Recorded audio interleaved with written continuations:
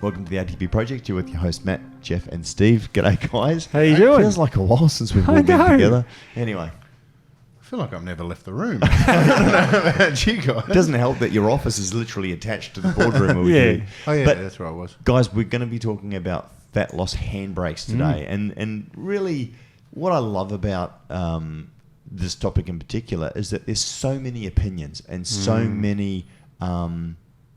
How would you say, passionate opinions with regards to different types of dieting. I mean, and we've got everything from fad, weight loss diets. I mean, soup diets and lemon diets. And, lemon detox diet, I remember that. And then you've got right the way through to your hardcore guys, people like Dave Palumbo who really love the ketogenic based diets and Ben Greenfield as well too for performance, obviously for different things. And then obviously people who have got issues with the brain as well too, using keto-based diets as well too for certain things.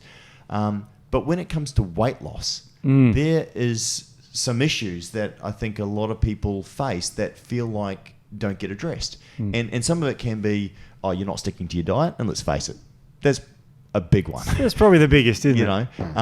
But a lot of it can be other issues in the body and building up, the body adapting to a certain stress. And that's one of the things we were sort of kicking things around down in the bullpen with the other staff before, just talking about what is it that what are some of the reasons why people don't get the results from their fat loss campaign that they should? And it's multiple and varied, and we're going to talk about a few of those today. So if you've been on that journey and you've been frustrated, if you've got clients and all the rest of it, and we know we've said this before, that don't just assume it's the fact that they're not sticking to it. I mean, and look, let's face it, that probably could be a cause, but there's a lot of other things to take into consideration. So it's not always just a matter of pushing the throttle harder. Sometimes it's a matter of removing some of those handbrakes. So the big point too, though, is the hardest bit is to actually know when you're likely to respond to a particular strategy. Once or when you've hit a plateau and you're no longer responding, you've adapted to that strategy badly, and when it's time to change. The big thing is what we've noticed with our naturopathic clinic experience and what we've noticed in dealing with athletes, a particular diet and exercise strategy that you create designed around calories in, calories out, it is a stress. Okay, so putting someone into a calorie deficit is a stress. We will have to adapt to that stress for survival sooner or later. The short-term adaptation to the stress associated with calorie restriction is burning off some excess fuel you've been storing. And we go into we burn something off. And we'll talk more about what you burn off later. But when in a calorie deficit, we're going to be burning something to maintain our needs based on our current metabolic rate. Okay, so our metabolic rate has got a lot of factors influencing it, from muscle mass through to the thermic effects of food, the thermic effects of exercise, energy expenditure associated with all different factors will determine your calories out. Calories in is equally variable. But what we've got to understand is if you do the maths and you create a calorie deficit based on what we know about your current metabolic rate, one of the ways our body will adapt to that stress is altering our metabolic rate, slowing down our metabolism. Then we get to the point going, now maybe calories in to a certain degree will determine our calories out. So what we're going to teach people today is how to accurately take I don't know about accurately, but how to take some objective and subjective markers of your current starting point. We want to work out how to get you where you want to be, but we need to be able to monitor changes to the objective and subjective data to know if you're heading on the right track, or if this particular diet strategy is not working for you, or whether you're stuck in a biochemical trap which is putting too much handbrakes on your ability to lose fat. So and the most important thing is to teach you how to work with your coach to know if you've done the exercise, if you've done the math right, measuring your food, you're doing with intensity and things still aren't working, we need to be able to go back with some accurate data to show a particular hormonal profile or something like that, and then know how to adapt to that. Well, one of the things that I wanted to mention just quickly as well too is also for the lay people out there as well that just might go and see a doctor or what have you, and they go, right, I'm going on to just shakes now. And I'm going on to a VLCD diet, which is a very low-calorie diet. And what's dangerous about these diets, and we've all heard about yo-yo dieting before as well too, is that you lose quite a bit of weight at the beginning, and that could be a mixture of things, not necessarily just fat, which is obviously what people are trying to lose. Yeah. And we're talking to Dr. Naji, which we've got a podcast coming out a little bit later on, which is kind of cool, where he talks a lot about this as well too. In those diets is that people get what they deem as to be success. I remember used to be watching The Biggest Loser as well too, and on TV, and people would be sitting there and they'd be in the gym working out with weights, which is a good thing because obviously the more muscle mass that you've got, the higher your metabolic rate's going to be. And then they would be dieting and they'd be exercising and all the rest of it. Now, they didn't take any measurements in terms of circumference, which is it's a good, it's not infallible, but it's a good place to look at. Yeah, right? it's fine. They'd get onto the scales, and I remember some of these people sometimes would be crying because they've lost no weight, or even sometimes put on a little bit of weight. Now, they may have actually lost a little bit of body fat, especially if they're obese. You can lose quite a bit of body fat quite quickly.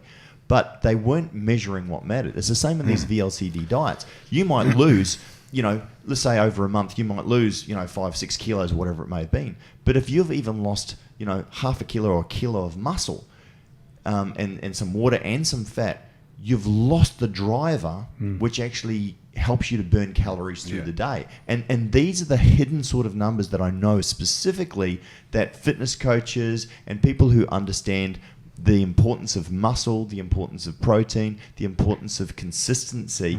These are the ones that they get really upset about when they hear of people going on to these fad diets, if you like, and these calorie super restrictive diets, because short-term gain, everyone's happy. Oh my gosh, I've lost so much kilos and all the rest of it. Fast track a few months down the track, the diet softens a little bit, and all of a sudden the weight comes pouring back on. It's incredible to talk to people about losing weight and losing fat without creating controversy. There's so many different diets. There's, Atkins, as you said, numerous of them. And in 2007, there was a massive trial done, it published in the Journal of the American Medical Association, which looked at 4 of the more common diets at the time: the Zone diet, the Ornish diet, the Heart Foundation diet, and the Atkins diet. And they measured heart and fat loss and the heart rates. And they found the best diet was the Atkins diet, despite the fact that they were told not to restrict calories. And it also improved their cardiovascular profiles much better than the other diets, particularly the Heart Foundation diet, which pretty much made people worse. Which is not surprising. That's a very poor diet. There's a lot more to this. And what they found in this diet is they all work for weight loss. Atkins was the better one by about double, but they all work, so they all have some validity to it. So it's a really tricky area and very controversial. Well, and I know that there's a lot of people that absolutely hate keto diets, especially a lot of the guys that are into muscle and building muscle tissue. The adaptation as well. The loss of carbohydrates from glycogen for muscle. And by the way as well too, the picture that I have, which a few of my friends laugh about because it seems to get reposted all the time, is when I got into really good shape, is I was on a ketogenic diet, but I did seem to do it easy and I responded quite well, and I was pretty good shape. But Tony, absolutely not. She goes on to keto, and it doesn't matter how long she stays on, she absolutely nosedives. So this is the one size does not fit all. Correct. So it also comes down to your goals, what you're trying to achieve, which is what I said at the podcast. If it's about body composition or if it's about other, performance related, like, Ben Greenfield, great podcast, by the way. Highly recommend going and listening to Ben. He knows a lot about performance. Hopefully we'll be actually interviewing him towards the end of the year, maybe.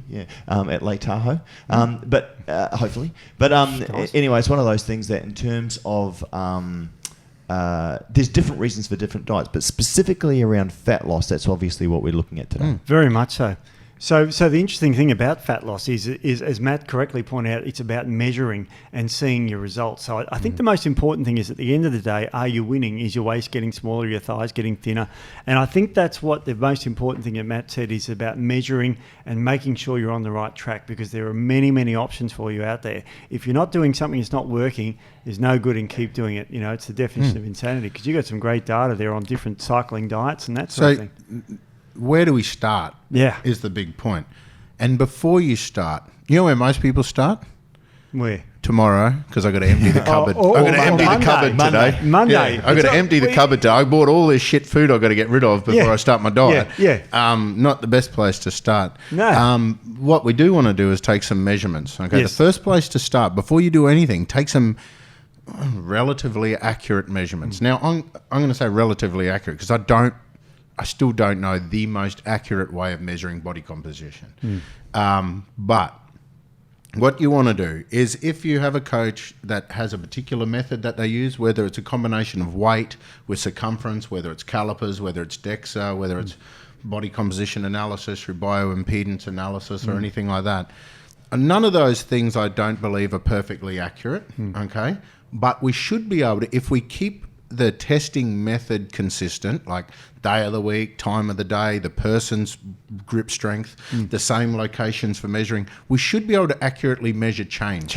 So we should be able to see, but we can't just take one data point. Like Jeff said, if you're just looking at weight, you've got no idea. But if you combine weight with tape measurements, then you get a bit of an idea of where the change is occurring.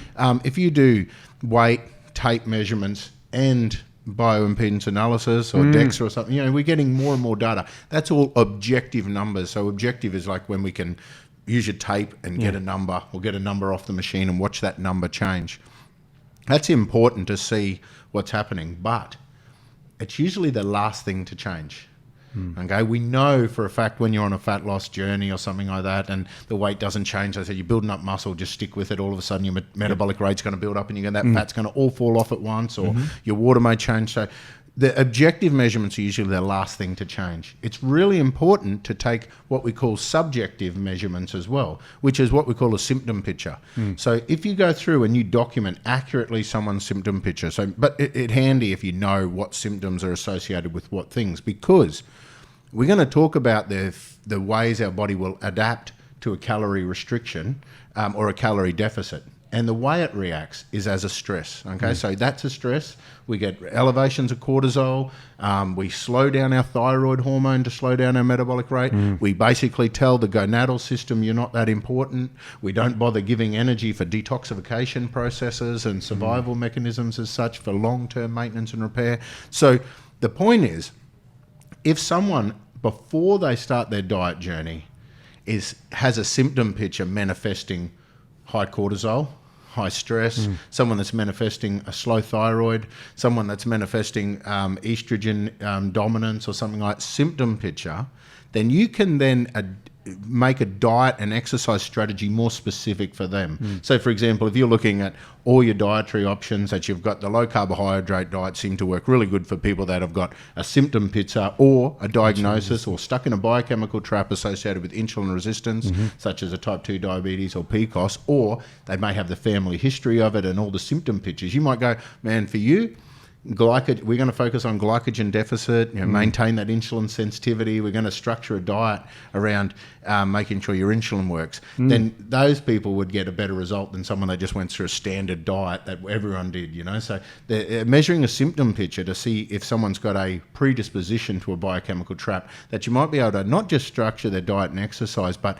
add in some functional ingredients. So then all of a sudden you see this insulin resistant profile. Let's make sure that each meal they're going to throw a bit of cinnamons in. We're going to look at glycemic index. We're going to look at fiber. We're going to look at all those sort of things more specific to that person. You might find someone whose symptom picture manifests a high cortisol or a predisposition to stress. Through questioning, you might find they've got an autoimmune or an inflammatory issue that might significantly alter their progress. You've got to give them some anti-inflammatory foods or take away some allergens or something that might be making it worse. You might also then question that person about their personality trait and find that they do everything with angst and hate and aggression. And if you go and tell that person to train harder and eat less because you've got fat, because you don't train hard enough and you eat too much, that could be enough to just destroy that person. Our Biggest Loser. In regards to cortisol. Exactly. Yeah. Then they might be losing weight, but they might be doing everything with angst and intensity and aggression. They might be stripping off all their muscle, preserving their fat around their internal organs. You would see, if you have a combination of objective and subjective measurements, you would see as their symptom picture represents more cortisol, such as I'm starting to get anxious, I'm not sleeping well, I'm wired but I'm tired, I'm starting to feel a bit depressed, I can't switch off my mind, I'm holding fluid, and that at the same time you might see that the measurements around their quads and biceps might be reducing, while the measurements around their abdominal waist area might be maintaining or increasing. And then you can go, oh, wow. So this particular strategy we're using for this person, they're losing weight, but they're not losing fat into the regions we want. They're losing muscle. So they're about to have a flip where it's going to shut down on them. Now, in our experience with athletes and the general public, that adaptation to that new diet, calorie restriction, could be 3 days or 3 months. I don't bloody know. And there's no way on a podcast we can teach people that you're going to adapt to this diet within 3 days or 3 months. How could you do that? That's why it's so important that people work with their coaches and their healthcare practitioners that can actually take the objective measurements, keep a subjective measurement. We do a symptom picture thing through ATP Science that they can use. So someone could contact ATP Science and work with our naturopath to collate the subjective symptom picture if they want, and then get that printout to their coach, say monitor this, and get that coach to follow up on those symptom pictures to go, oh, geez, that the HPA axis is going crazy. The thyroid axis seems to be slowing down. The gonadal axis is losing. I think you're under a bit of stress. Then we might be able to go back to the people and go, now, is there stress? Too much angst in training, too much aggression in life and that sort of stuff? Is there stress purely that we've cut the calories too much? Is there, or is it an inflammatory? Have we told them then to supplement with something that's creating an allergic or an inflammatory response? So well, I mean, there's lots of things I know with Tony, specifically when she was doing CrossFit. She got in great shape, but she overdid it. She was actually overtraining, and again, this is where the individual needs to be taken into consideration based on your adrenals, your hormones, your individual makeup. So, it's like, and it's like the old thing, and I mentioned it quite a few times. You got that, person that lived to 105 smoking a pack of cigarettes and drinking a bottle of whiskey every day, right? Yeah. Whereas somebody else gets a puff of, indirect smoke and it causes cancer. So everybody is different. And so working and understanding your limitations and what you can do, just because person X has done it, does not necessarily mean that you can based on your makeup. And I'm not, again, it's really important, and I can hear a lot of coaches going, no, but because you don't want to make an excuse for someone not to push themselves, but you do have to listen, as you say, Matt, the symptom picture. You don't want to push yourself. High intensity training, which is obviously got a lot of research around it at the moment, 29% more effective, I think, at burning body fat than steady state cardio, right? But that's not the whole story. No. So, but they're also relative. You got a perspective. Someone like myself might do high intensity training for like 5 minutes, and just about die. But I could walk for a couple of hours. And so if it's like 30% more effective, but I do 10 times the duration of a steady state stuff, for me personally, I might be better off doing the more Zen style training than the more intensity, even though it might access but it's also tissue, but it's also what you can maintain for a longer period of time. You might be able to do it for a week, 2 weeks, 3 weeks, 12 weeks. And you see this a lot. People do, right, I'm going to do a 12-week challenge. They go out, they do a 12-week challenge. They get to the finish line, and then it's like, I've done it. Ticked off. No more. Health is like, exactly, and health is not a goal; it's a process. So you've got to, because you can't just reach your goal and that's it. You never have to try weight. It's all about dealing with humans, the human being. So the human being may not like high intensity training, and they'll never do any exercise. I'd rather them go for that 30-minute walk in the morning before breakfast, watching the sunrise, listening to the birds. Get a bit puffed, whatever, but at least they're going to do it. Yeah, because in my old days when I graduated, everyone was off to the gym and everyone was eating this perfect diet, and everyone was going to do this, and nobody did any of it, really. They just said, no, it's all too hard. But everything was angst and intensity. And if your body don't know the difference between a life-threatening stress and if you just hate yourself because you ate cake. Exactly. It's exactly the same profile. But if you combine that with a long, relatively chronic stress, such as a long-term calorie restriction or a particular diet every day forever, we're all going to adapt. I don't believe there is one diet that is going to work in everyone, and I believe when they do, if someone did design that one diet, it would be a cycling diet where they have this, my one diet basically incorporates all the diets, and we cycle through them just like the seasons and all that sort of stuff. The Atkins have got 4 stages. There's some diets that have different cycles, but you're absolutely right, because you might find Atkins, for example, I'm one of those wankers that always goes back to the laws of nature and thinks, what if I was just stuck somewhere? And I'd realise that there would be 3 months of the year or something that I'd have an abundance of fruit in an area where I'd have a higher carbohydrate diet.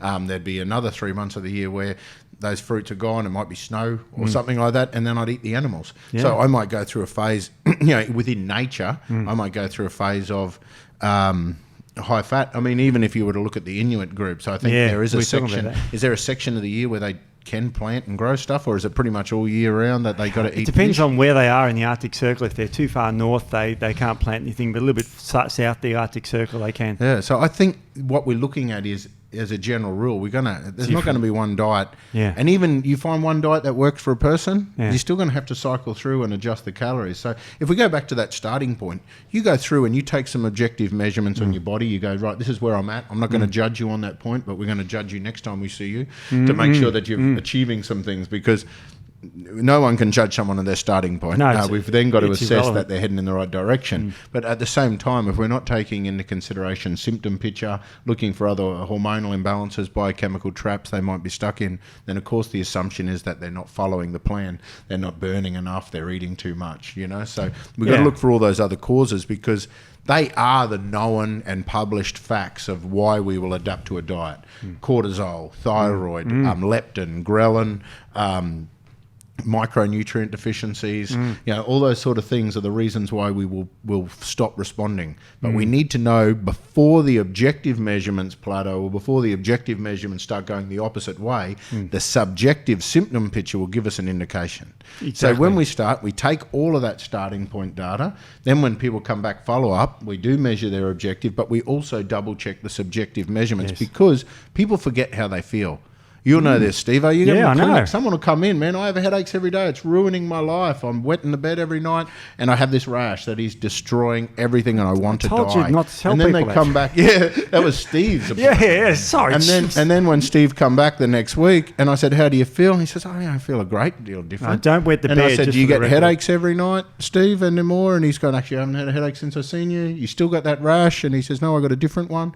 And yes, I still wet the bed at night, but that's an emotional issue. So, but you'll see people forget how they feel. So it's important to check, to chart those progress. Or they think they're falling apart. Everything's going to poo because I have a symptom issue in every system. And you go, no, I can see the pattern. Yep. So objective measurements to start with. Yep. Based on those measurements, we're going to determine what you're going to eat. And this is the typical starting point. Yep. So we're going to determine what is your... Well, basically, we'll start with protein, because through the whole body measurements, they will determine your muscle mass or use your total body weight. And if you're looking at your total body weight, they'll say, okay, so 1.2 to 2.2 grams a kilo body weight for your total body weight. Or if we can accurately measure your muscle mass, it can go up to 3.2 grams per kilo body weight if you're lifting weights and blah, blah. Your coach will work out your protein allocation. The fat allocation... They might, the data that I've read a lot shows that a 30% allocation of fat seems to be across the board is a very healthy range of good fats. Some people, I wouldn't go below 20%. So they'll give you a protein allocation based on your muscle mass, a fat allocation on what's a healthy range of fat to be eating, and then the calories will be made up with carbs. So we'll alter the carbs depending on whether in a calorie surplus or a calorie deficit. Then we'll create an exercise strategy that works for you. That works for you, that you're going to do. And when I say we, I'm not talking about me. I don't do this. Like as a naturopath, I do the stuff when this doesn't work. You come and tell me everything that's gone wrong, and I'll see if I can find a hormonal handbrake or something to explain it. And then we give you some functional foods or supplements to fix that. But your coach will start at this point. Then they'll work out the exercise plan. And then it's pretty much, we'll come back and measure that. So all we're talking about here is adding in some subjective measurements to see if the body's adapting through a stress or hormonal profile. Because that way, what we can do then is we can look at your protein allocation and start having some fun. You can actually start looking at that protein allocation and going, right, let's look at some functional proteins, some different amino acids or things we can incorporate into that. We can look at the fats and go, right, let's analyze these fat profile. What's this type of fat does this person need? Are they needing more of the saturated fats? Their omega-6, there is a massive trend. I'll tell you I'll give you a spoiler for what's coming up in the future. Yeah. We've just gone through an era telling everyone that grains are bad and all that sort of stuff's bad. Grass-fed's good and everything. We have a actual starting to flip. We used to have this problem where we had a deficiency of omega-3s and excessive omega-6. Yeah. There's a lot of data coming out now saying that in athletes in particular that are restricting grains, they're restricting cereals, they're going low carbs, they're actually deficient in omega-6. Omega-6 is really important for anabolic activities. Is that arachidonic? Yeah, well, they're inflammatory mediators that indicate you damage your muscle tissue, and by enhancing the ability for for your muscle tissue to regenerate, which is catalyzed by markers such as arachidonic acid, which are inflammatory mediators that show damage into a tissue that are actually derived from omega-6 oils. If we don't have enough of them, well, we don't get the damage, we don't get the regeneration. They also control a lot of the angiogenesis processes, the growth of new blood vessels. New blood vessels for the new fueling of the tissues and vasodilation and that sort of stuff. So we can look at someone's protein, carb and fat allocation and start incorporating functional foods. We can start within that allocation, you know what I mean? So you get a certain 200 grams of your protein per day, we can look at allocating 15 grams of that to collagen, you know, and making sure you're covering your complete proteins with the tryptophans from other foods.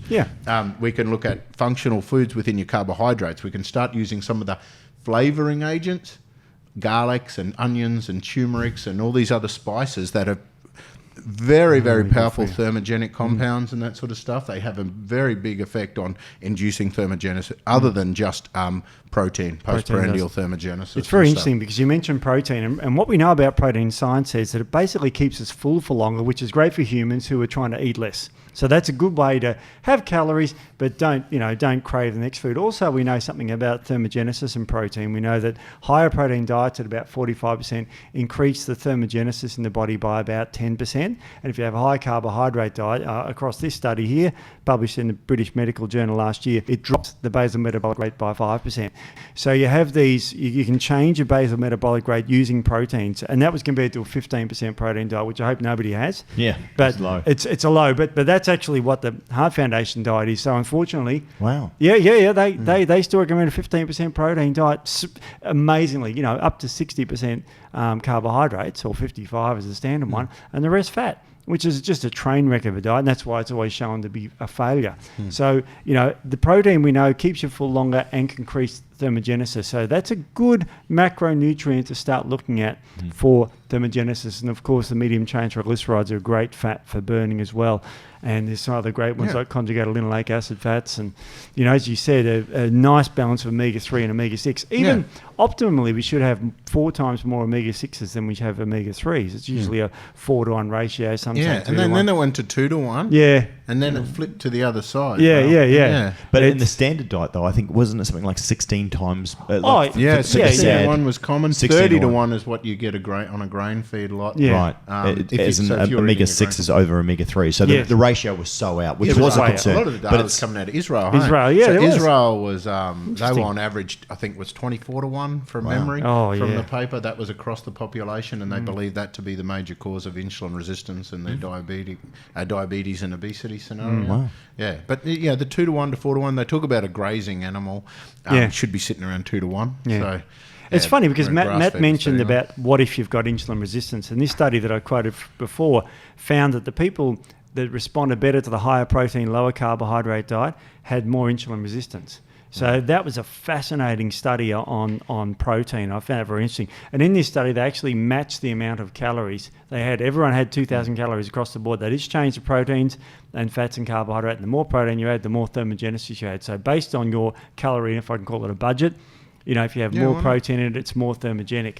So there's a beautiful graph here that I'm sure will be put up by the thing that, but basically I've highlighted there. Look at this. The thing that happens. It's going to magically appear. This somewhere. Graph shows. Just get your people to talk to my people. Yeah, that's it. So terrific study. That is a brilliant graph, because what that actually showed, Steve, just for perspective, is that, correct me if I'm wrong, but they showed the group with the calories out. Yeah. Based on the different macro split. And the guys that did the lowest carbs had a 10% greater calorie expenditure over the basically baseline. They burn more calories out. Right. So, of that 2,000 calories, they burn another 200. Yeah. Just by eating less Is that because the carbohydrate. body's trying to process it? It's actually driving action within the body, whereas the carbohydrates very easily stored as glycogen or converted into blood glucose. If you've got the elevated hyperinsulinemia. So if you've got high levels of insulin in your bloodstream, then insulin's got a very simple job. Take sugar out of the blood. It does not care where it goes. Right. our muscles Yeah. and our useful cells are the ones that become insulin resistant. And a lot of different reasons for that. You know, they debate it, whether it's inflammatory receptor damage. Are we looking at mitochondria is already full of shit it can't burn? You know, A lack of use. Yeah. Like use, for because sure. Yeah. You've got to remember the average overweight person typically doesn't exercise enough as well. Well, so there's a glycogen complement. full. Yeah, they're Like, glycogen full. So you got to also realise too that a lot of when we talk about the intermittent fasting and intensity of exercise to fix these hormonal imbalances and things like that, it's not as complicated as looking at receptors with chemicals and hormones. Sometimes it's a very simple process that your cells are full of sugar. Like you imagine a big plump grape loaded up full of sugar. Yeah. It's hard to get any more sugar into that bloody grape. It's full. But if you deplete that grape and turn it into a sultana, by depleting it out, it's much easier to fill the bloody thing back up. You can rehydrate, you can reload it. So the big point, and that's why it's very simple with creatines, a lot of those things they talk about it. Sure. If you're full, it's harder to put it in. But also the more. So in other words, if you're talking about it like grapes, it's like having, you know, if you're skinny fat, so you've got all this fat, right? Yep. And you've got relatively small muscle mass. Going to the gym not only is going to help to shuttle and opening up those doorways to shuttle glycogen in, it's going to burn more energy as well too. But it's burn the also going to glycogen. give you more muscle cells, which you can store more glycogen, Yeah. which is also because muscle is active, is also going to burn more calories. Yep. So if number one, if you want to lose weight, I think the number one thing that you should be doing, outside of obviously, you know, controlling the amount of calories that you should be consuming, is work out with weights. Okay, Yeah. so if I'm doing that, so if I'm the guy that I've gone in, I've taken my objective measurements, you've given me a calorie, I'm skinny fat, I go in and train, Yeah. my weight is likely to either do nothing or Go up. Absolutely. And then what do I do? Do I freak out and then go, oh man, my weight's gone up, I need to eat less and train harder. Yeah. So the only reason I'm talking about that is, No, it's a good that point, is Matt. possibly the most common scenario you hear in a clinic. Absolutely. Well, I expected and I am pissed because I have been doing everything you said. Yeah. And my weight has now gone up. You got to explain to people that the purpose of it is your muscle mass has increased. So if you have a look at your leg, for example, and we imagine this much muscle, this much fat, Yeah. you've increased the muscle. Yeah. That is going to increase the metabolic rate in that area.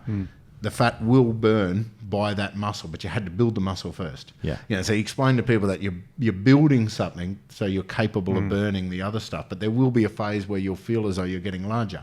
Now, if we take objective measurements, for example, waist circumference at the navel, the widest part of your hips, Because and then we do typically the thigh, and that you don't put on a lot of muscle around your girth. you might see that go down. Yes. So what Yeah. you're more likely to see is in a skinny fat person that's building up muscle, you'll still see the visceral fat compartments reducing. And the weight gain or the thickness should occur on the muscles. Yes. If it doesn't, what do we do? Yeah. If it doesn't, so if this person's arms and legs are getting skinnier and skinnier, Yeah. while their abdomen's getting bigger and bigger, while they're on a calorie restriction and an exercise thing, I mean, what do we do? Wow. And that's what I'm trying to say. If you have subjective measurements, Yeah. if you're measuring someone's hormonal profile, you're measuring their gut microbiome as well. If you're measuring those sort of things, and it makes it easier to make that decision going, actually, no, this person's manifesting a major stress reaction here, or this person's manifesting a major hormonal problem. Maybe they are actually in too much of a calorie deficit. In that instance, I might actually need to increase their calories. They're all things that we can't teach you through a podcast. It's almost impossible to work out by yourself. Yeah, it's trial just and error. why you need to work with a coach, and you Yeah. need to be taking accurate measurements. You need to be discussing more than just, wait, send me a photo of your progress and give me, and we'll do some skin folds at your local gym and send me those numbers. That's never going to work. You need the subjective data to know holistically what's happening in that person, because we all acknowledge, I don't care what field you're in, we all acknowledge the adaptation to stress, and we all acknowledge that reverse T3 comes up, and we go the cortisol, we've got growth hormones, we've got all these different things. It's well established. The difference is, what do we do next? Yeah. Naturopaths would believe in adding functional foods, looking for micronutrient deficiencies, looking for potential stresses from allergens and lifestyle, and trying to remove all those sort of things to see if we can remove some of the handbrakes. Someone that's focused more on diet campaigns might be more inclined to switch the diet first, or Yep. adjust the numbers in and out. There's no right or wrong answer. It's just a matter of measuring, and what you say, manage what you measure. You can only manage what you measure. Yeah, it's exactly right. And it's very interesting because, we have a nice little chart here, which again, through the magic of television can show you, but basically it's a breakdown of what you're burning throughout your day. Most of it, about 2/3, I'll round these numbers off, is your basal metabolic rate. And most people focus on the 10 to 30% of physical activity you do during the day. Yep. And there's about 10% of food. Now, this article went on to say, it was written by a dietitian who said, it's only 10% food, ignore it. But that's an incredibly naive thing to say. Well, you just showed me another paper, Steve, before, where the people with an insulin issue had a 10% difference in how many calories they burnt with a specific diet strategy. Yes, this is a paper right in front of me here. You can see, if you just say you've got the wrong diet on the wrong person, there's a 10% difference there. Yeah. They're not using any of those thermogenic foods. There's another 10% potential calorie burn they could be missing out. Mm-hmm. You're looking at just those couple of simple decisions can immediately alter the calories in, calories out mathematics. It's incredible. Now, what if I was to have a understanding of my microbiome? And what if I was to realise that my role for being on Earth is a vector for transport for bugs, and that it's more about them than there is about me, and that they will be deciding my metabolism, and they will be deciding what fuel I get and what fuel they get.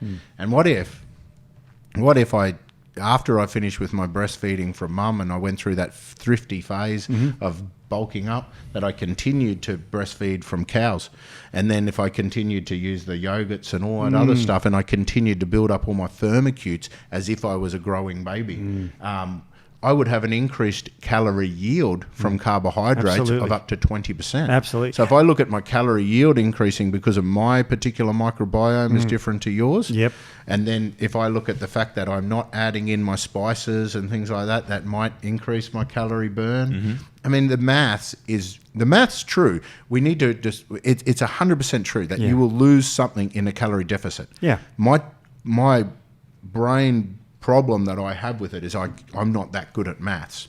I don't know all of the variables associated with calories in and out, and nobody does at the starting point, which is why we just got to start you somewhere, and then we turn the moving horse. That's and another it's one funny. of your sayings. Well, someone said the other day, in terms of these firmicutes versus bacteroidetes, and we talk about having the right ratio within your guts, and we talk about some of the other, populations of bacteria as well too.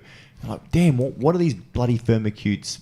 Wish we could eradicate them all. No, you actually need them, especially as well too. You got to think in areas where potentially food is hard to come by, or you're going through series of drought. Firmicutes actually, as you said, you actually acquire more nutrients from your food, more calorific value, if you like. But So they actually play a part. Which is great if you're starving. Now, we got new data suggesting that they're the reason why we get rebound weight gain. Yeah, because, we talked about thyroid hormones and modification, talked about cortisol. Well, there's also, if your calories are chronically reduced to maintain your muscle mass and your functions within your body, the microbiome can actually alter to actually increase your calorie yield, to increase the amount of fuel availability you're going to have because you've been depriving yourself. And that's what fitness coaches have said for years. If you're sitting there and you effectively nil by mouth and you're starving yourself, the body slows down the metabolism and gears up for it being in starvation. It doesn't know that there's a fridge next door. So therefore, the whole chemistry of the body, or the whole physiological action of the body starts gearing up to hold on to fat. Hey, we can sacrifice some additional muscle. It's all these things which create the biochemical trap. And thrifty gene. The thrifty gene. It's actually, did you know that the smallest babies become the most obese adults? Yeah. Really? Because in a really early life event, they activate this thrifty gene for quick weight gain to catch up. Otherwise they die. And if it just can just keep going. Yeah. And you gotta but the same thing happens to us. When we cut calories down and we go into a weight loss phase, our body will upregulate our thrifty weight gain processes immediately after that to put the weight back on. Interestingly, the microbiome, because of our changing seasons in nature, if you significantly starve off a group of your bugs within your gut, they can hold on for 9 months and wait. So if you're doing a 3-month course, or if you're doing cheat meals every couple of weeks within a 3-month course, we could be keeping those microbiome alive. And they believe that the microbiome can have a massive effect on weight regain. That if you're not using functional foods, so if you're then using empty calories in regards to just shitty food, that doing the maths. But if you're using modbiotic compounds, if you're using whole foods, if you're using really bloody healthy foods, while you're starving the bugs, you can actually be changing their ratios or modifying their ratios. And one such bug is Methanobrevibacter, which is a classic one that grows when you starve, and it's one that grabs more calories out of your food. And if you've ever been to a bodybuilding comp, you'll notice that it's a bit of a foul odor in the air because it's a methionine producing bacteria. Yeah. So you get the amino. you get the smelly. That's why it's smelly. It's because of that bacteria, and you find it very high in anorexic people because they're quote starving too. The food's not getting down there. Yeah. Well, one of the consistent things that I found, and way back when I didn't know a lot, and people would come in, I'd give them just a sample diet to eat, was that people started eating more than what they were used to eating. I've got some friends at the moment working with fitness coaches, and we've got Chris, and we've got Rach White, our sponsored athletes, but there's some other really good ones out there as well too. I'm hearing a consistent theme with people that are working with these people, and that's why it's great to work with a coach, especially a food coach. The amount of food, they're all coming back going, oh my gosh, the amount of food that they've got me eating is crazy, which is kind of cool because from the average person, I mean, people who are in the fitness industry recognize and understand this, but the average, the lay person, doesn't get it. They go, I can't believe I'm having to eat this amount of food. Yeah. And at the beginning, they're stuffing it in. But you can Literally, they're imagine. going, it is a chore to eat as much food as they're asking me to eat. It challenges you because as a person that's struggled with obesity a lot, you're sitting there thinking, the fat guy's eating again. Oh, yeah. And then well, not only that, though, but what happens is you're sitting there, and you're eating, and I'm not eating enough calories at the moment, actually, because a friend of mine's actually working with a fitness coach, knows what she's doing. Yeah. And she's upping the calories and then going, no, we've got to up the calories again. And then she'll cycle it. And this is the thing, she's measuring everything. They do the cycles and the diet breaks. And then it's going, right, exactly, and all that sort of stuff, and going, right. And they're adjusting things, and all of a sudden the weight's starting to fall off really quickly. But what it comes down to is that when you're first eating, and you're eating up the food, and it's like, oh, I'm stuffed. What happens after a period of time? As you trust the coach and you stay on this, guess what starts happening? Metabolism. You start getting hungry between meals. Yep. Yeah. So even though you're eating X amount, and the difference is as well too, let's say if you work out what your base metabolic should be consuming based on your size and all the rest of it, and I might be burning 2,500 calories. Let's say I want to lose a little bit of weight. I might be on 2,200 calories. So it's not like you're trying to go, okay, let's do it all in a week and shut me down to 1,200 calories. Yeah. So the smart people know small changes over a long period of time is what creates the results that are sustainable. Yeah, and that's give you really thermogenic common in obesity. Yeah. People suffering from obesity, it is really common for them to be eating 1,200, 1,500 calories in a day. They have got the issues associated with it. And the funny thing is when I first started, for example, when we did ATP, I was up to 140 kilos, pretty close to that, really fat bastard there. And I started working with Mick Galley.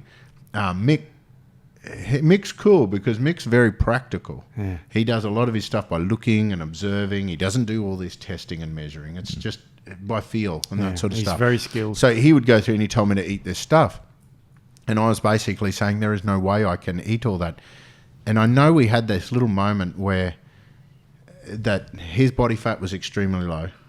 My body fat was extremely high. Yeah. He ate a lot of food. Yeah. And there was the assumption that for me to be as big as I was, I must have been eating so much food. Yeah.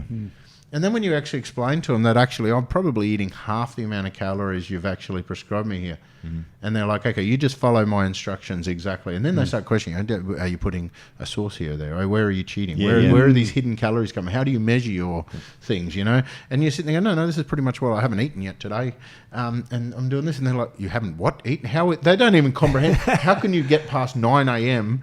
and not be chewing your own arm off, So the funny thing is, and Mick just went to me and said, okay, well, prove me wrong. You're the scientist. Yep. He said, do it as a scientific experiment. He said, you follow my instructions and prove me wrong. You know what? We should put up a photo of Matt when I first met him as well. So I've got a photo. And seriously, Matt was 140 kilos. Yeah, crazy, right? I think the biggest I got was 145, and I think that was because that's where the scale went and started going around the other side. I'll never forget that. I think, to be perfectly honest, the heaviest I ever was 25 kilos. The heaviest you were was 25 kilos. The scales went up to 120.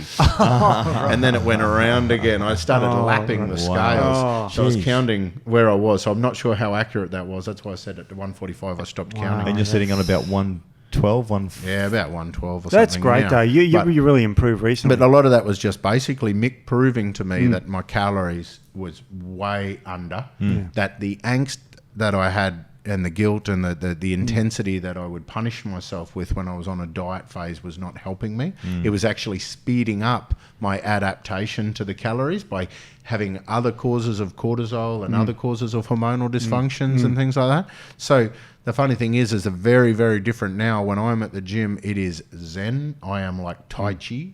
I do almost no weights, and I'll take 5 minutes to do 3 sets of 7 reps. Or something like just that slowly doing this Ken Ware thing. But for me, it's like cool. Keeping the stress levels down. Yeah. Where before it was like I ate too much cake, I'm fat, I've had a gym membership that I haven't been getting my money's worth out of, and all in one day I'm going to focus all of that angst that's right. And all that angst and intensity, and then I'm going to be busted up. But the night before, because I wanted to start a diet today, I cleaned out the cupboard. What I'm looking forward to, Steve, you cleaned it out by eating it all. Yeah. Is when Matt's finally ready to enter his first bikini comp, because I'm going to be oiling. Anyway. Yeah, Matt, it'll be good to see you in your first bikini comp. Thanks, mate. Yes, thanks, mate. Awesome. Side boob. Oh, yeah, of course. It's funny because you talk about muscle and all that sort of thing and insulin resistance. If you are insulin resistant, which is what a lot of these people are, is that if you go to sleep at night, most people wake up with higher glucose in the morning, and this is a pre-diabetes thing, or even if you've got type 2 diabetes, like about 1 million Australians have now, is that it's because at night, the insulin resistance means you can't get nutrients into your muscles and into your liver. So what the liver thinks is there's no glucose coming in, so it makes glucose for the body because it's starving in a sea of plenty, and it just makes this glucose from your muscle mass. So overnight, you shrink your muscle mass, and that's what the process of diabetes is. So if you're overweight and you're into that insulin resistance, PCOS, diabetes type area, that's what happens to you overnight. And that's why you wake up in the morning, fasting glucose, 20. And you go, I didn't eat overnight. You sure? So in that situation, I mean, obviously, very common. We've got a lot of people, and we recommend you doing fasted cardio first thing in the morning as well too, as a way. But for somebody who's in that sort of situation, would it be when would be the best time for them to do some exercise? Yeah, burn it. You want to burn this stuff out of the bloodstream and get it out. Yeah. And we're going to do a podcast on that specifically. We're going to talk about fasted cardio, fasted exercise. Yeah, we're going to talk about all different types of exercise, but the reasoning behind that and the people that do it. So in my clinical experience, you know, people with fatty liver, people with a high elevated blood sugar, people with mitochondrial energy defects. In all of those instances, they have unburnt fuel clogging up the engines, and then everything else backlogs into the bloodstream or into the liver. So they're the people that are really good to get up, burn off what's clogging everything up before you start eating and adding more. So we'll talk more about that specifically, because we're going to talk about hepatothermic abilities. We're going to talk about PPAR receptors, and talk about insulins and that sort of stuff. What's PPAR again, Matt? Like, I forget. Peroxisome proliferated activator receptor. And that helps with there's 3 of them. Oh, yeah. And that helps with fat burning. Yeah. Well, they help to regulate what are you burning. Are you going to be burning sugar, or are you going to be burning fat? Yeah. Because there's But alpha, they can help beta, to modify and gamma. that. Yeah. So we can use those to trick the body into thinking we prefer to burn fat, and we're not burning sugar right now. And again, what we might do at the end is give a summary of all the things potentially that you could do, which, you know, in terms of where we recommend that you should start as far as on your weight loss journey. One of the things I was going to say with regards to breakfast, and I know this is huge as well too. In America, I can't get over the amount of cinnamon donuts and Pop-Tarts that like just high sugary foods that people eat first thing in the morning. But regardless of that as well too, skipping breakfast, which a lot of Australians seem to do, they just seem to have a cup of coffee on the way out the door. Yeah, and then they're not eating anything until sometimes lunchtime. The funny thing is that the amount of people that I used to speak to that used to come into my supplement shop, and they'd be going, "Oh, I wake up in the morning and you're getting me to eat, you know, this and this and this, you know, and whether it be, you know, oatmeal or whether it was, you know, eggs or whatever it was," and they're like, "I can't eat that. I can't eat it." I'm like, just let's start right now having breakfast every morning. And they're like, "Oh, I'm so full. I feel full. I couldn't eat it." They do it for 2 to 3 weeks. Guess what? Starving. They're hungry again a couple of hours. They're like, "What's going on?" Have you noticed your at metabolism's waking up? If you have a big binge of carbs at night, sleep like how hungry you wake up in the morning. Yeah. You can often wake up with that really low blood sugar because of all that excessive insulin secretion. If you are sensitive to it, it can flatten it all out. I wanted to mention before, when Steve-O was talking about insulin resistance, and we talked about using a symptom picture, family history to see if you're predisposed. Another marker that you can see is, and a lot of people aren't aware of this, but it is your muscles that are insulin resistant. So before your fat swells up, your muscles will shrink. So the people that are insulin resistant, one of the classic signs of that is those people that can eat anything and not put on weight. Scary. So, or you'll see people, they're not yeah. responding. They're resistant to insulin-like growth factor within their muscle tissue, so they can't build muscle easily, and that's what it leads directly to sarcopenia. Absolutely, because you know that scenario I told you before, they wake up with high glucose in the morning. They make it from alanine or your muscle protein. So they break down muscle tissue overnight to make your sugars. Yeah. And so that's a real problem, because you wake up in the morning, your muscles shrunk overnight and your fat's increased and you've got sugar galore through your bloodstream. And a lot of doctors say, well, you must have insulin first thing in the morning. So, well, no, how about go for a walk? Or go for a run. Clear it all out. Clear it or burn it off. Yep. Don't inject it off, because if you inject yourself with insulin first in the morning, then what's going to happen is, of course, don't change your medication without your doctor's thinger. But if you inject your insulin in the morning, it puts it into not so much your muscles, because they're resistant, as Matt said, goes into fat cells. And the obesity cycle continues, because a lot of type 2 diabetics are obese too. It's very common. So this is over 1 million people in Australia have type 2 diabetes, and a lot of them are pre-diabetic, which have insulin resistance, or Reven syndrome it's called, or syndrome X. Really big problem. And so Matt's right. The muscles become insulin resistant and they starve. So guess what? When you tell these people to go and do exercise, do they feel like it? They feel like shit. And how do they recover? Yeah. They recover really badly. They cannot get that regeneration and repair. So they're breaking down muscle to fuel stuff, and then that's it. Wow, vicious cycle. Yeah, exactly. I've got a diabetic in my family, and when he goes for, does some exercise, he's tired for days. Yeah, right. And I'll warm myself out. It's like, know, you have to explain the biochemistry, and then you think, oh, no, it's too complex for most people to understand. The average punter. And it's also really, I tell you what is really bloody important and a big eye-opener for me.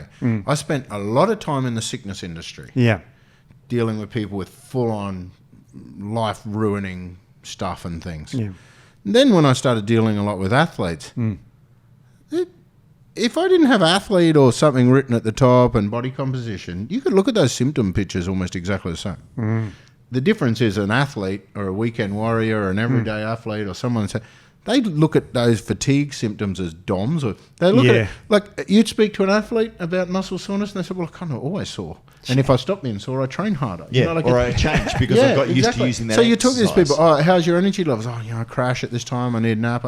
So if you were to actually, you look at the symptom picture of an athlete or someone that's part of the wellness industry that thinks they are good but want to be awesome, and you compare it to someone that thinks they're horribly dying, they're very bloody similar. The difference is the person that's diagnosed themselves with chronic fatigue syndrome and that sort of stuff, or fibromyalgia, is really unfit in many instances and manifesting the same symptoms as an athlete would by doing a marathon. They did that sleeping at night. You see the same things. But then when you're trying to talk to these people with the fatigue syndromes and you get them into the exercise and into the training, and they're telling me they just can't do it because their inflammatory condition has destroyed them. The problem is in an athlete, they thrive on that. They go, I've really worked my muscle in a couple of days. If I don't train every day, I'm going to be sore in 2 days. You get someone that's diagnosed themselves with a fatigue pain syndrome. They train, 2 days later they can't sit down to poo or walk downstairs or something like that because of the DOMs, and all of a sudden it's like, it's the chronic fatigue has flattened me, the Ross Rivers come back, that sort of stuff, where an athlete would look at that as something that's going to make them stronger. Bigger, it's a badge of honour. The sickness, people think it's going to kill them. So sometimes as well, for perspective, it's important for coaches and that sort of stuff to work with these people and explain fitness and explain the process of getting better, and also explain to them it's a lifestyle.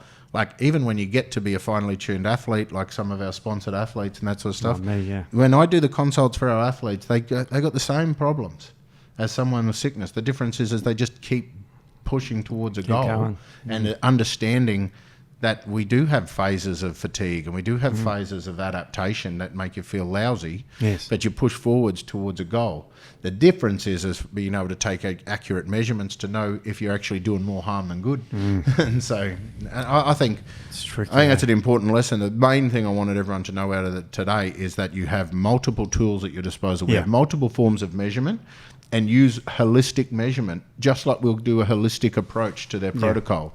And the symptom pictures are so bloody important. There is not one blood test that you can interpret without discussing symptoms. There is not one stool analysis, not one OAT, not one body composition analysis tool. There's not one objective measurement that is useful to us without a lot of subjective data to explain why that number is the way it is. And sometimes it can be very hard to be subjective yourself. This is where, again, Get a we coach. keep coming back to that. If you're really stuck, get a coach. Yeah. Guys, I'm just wary of time. Anything else really critical that we want to share?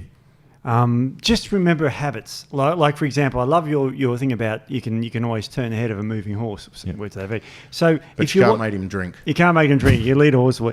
But what you should do is, if you want to get in the habit of doing something, get in the habit of doing exercise, say first thing in the morning. We're going to talk more about fasting exercise. But get up and just go for a walk. That's the start of a habit.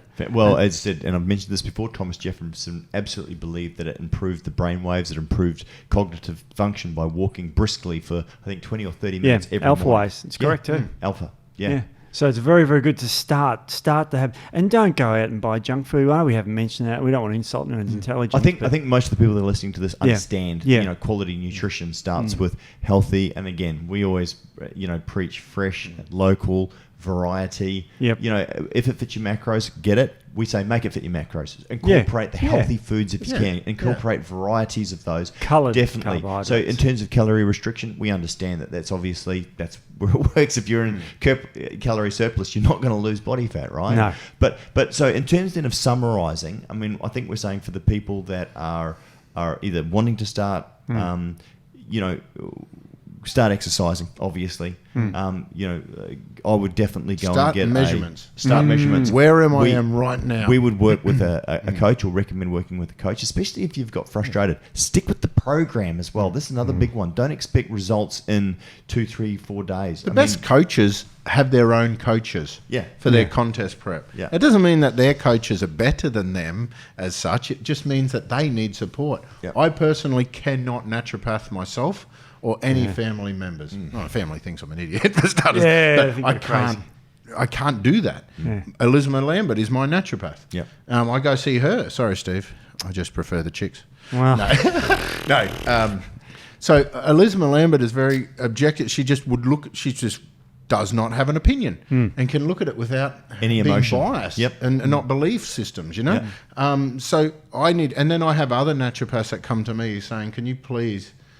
These are my thinking. Can you give me a bit of guidance?" Everyone needs someone else that is not biased, that can actually just go through and take measurements. And the whole purpose of measurements is they're supposed to be unbiased. We're just taking data. Yes. So it's easier. Well, we're friends 20 years. It's like, it's not good to have, you need someone who's completely objective and won't BS to you. Yeah, we're closer to family. You get to that point. I can't treat my family because I...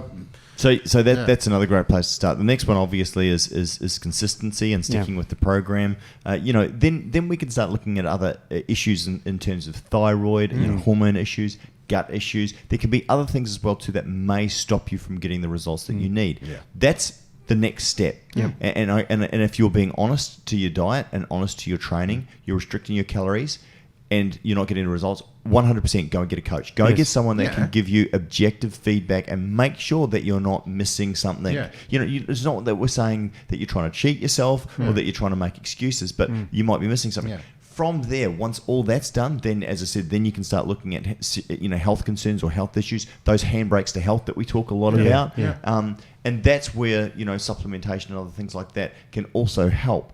But first and foremost, it's got to be diet, and then it's got to be exercise. Yes. And if you are a coach out there and your people are trying to give you subjective feedback in regards to the way they're feeling, and that, listen, document it, see if you can see any warning signs of a potential adaptation that's occurring.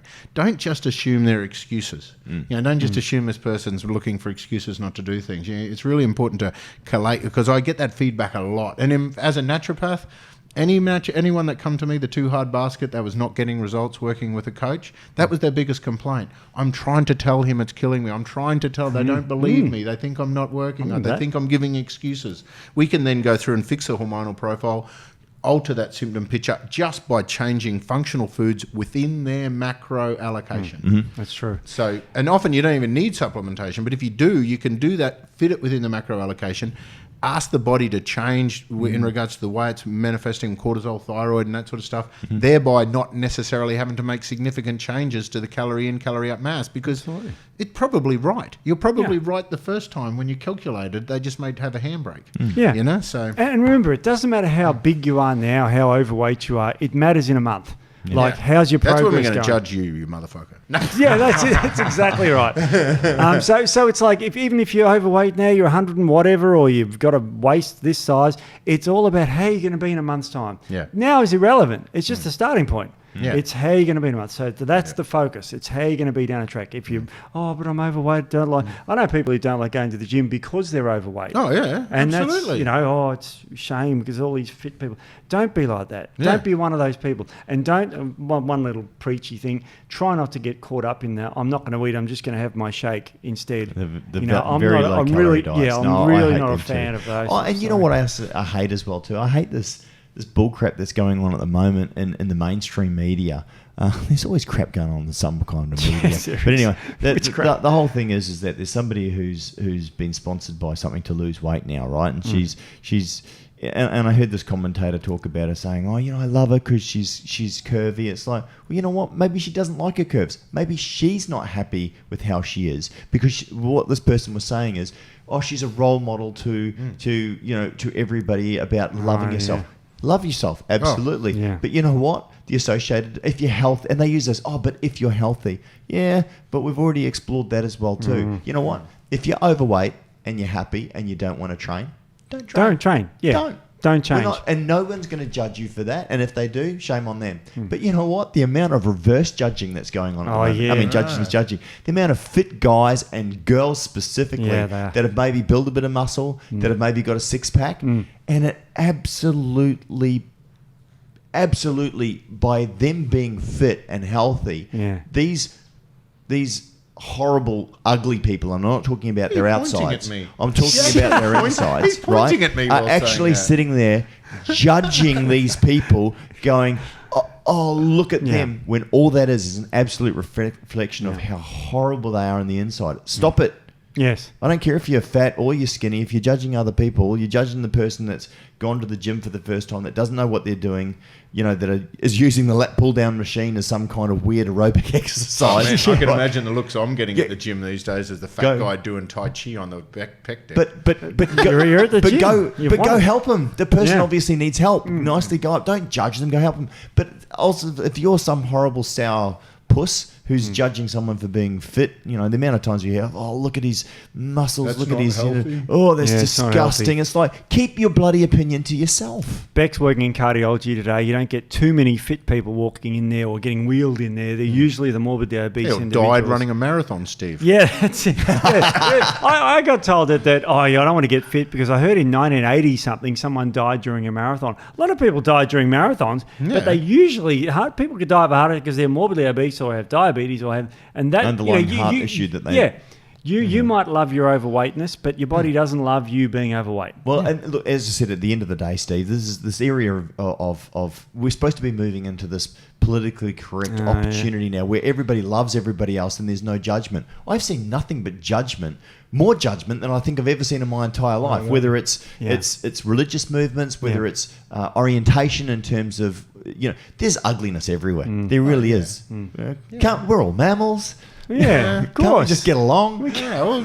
No, my theory is darkness only exists in the absence of light. Just go around and be happy, nice, light, friendly, shining people. That's what I reckon. And then the other stuff will just disappear. That's a good thing to close on. It is be happy and be happy and be happy to everyone else. And if you're not happy, don't hide behind you can't do it. Don't hide behind I can't do this. Go get help. Yeah. Happiness. Your happiness is your responsibility. No one else's. I don't understand. Just back to the podcast in regards to the symptom picture. All of those things we just talked about, happiness, angst, emotional stuff, in combination with other symptoms will highlight a particular biochemical trap we might be stuck in. Our emotional reactions to things may still be part of a biochemical imbalance. Another symptom of our dysfunction.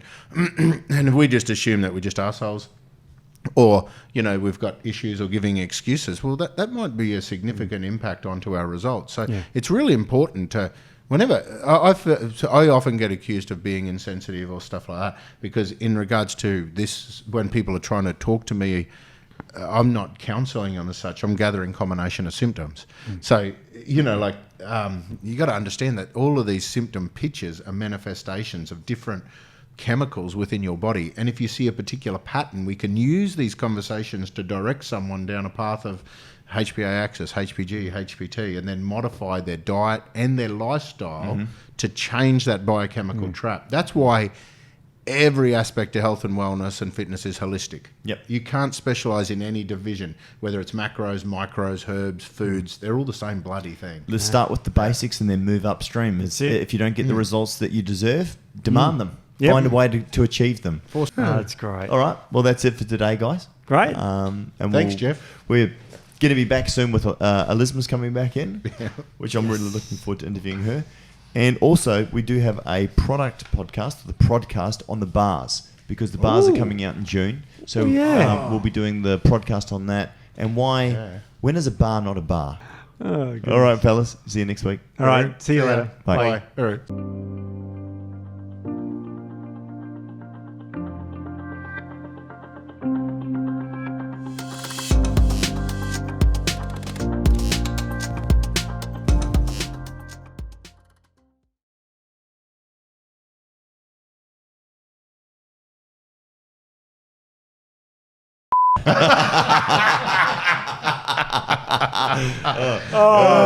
Make sure. All right. So all of that's just been cut. Are you serious? Oh, yeah. That was comedy gold. It was. Awesome. Yeah. No. I can pronounce your name. Dickhead. Hello and welcome to the ATP Project. You're with your host, Matt Stett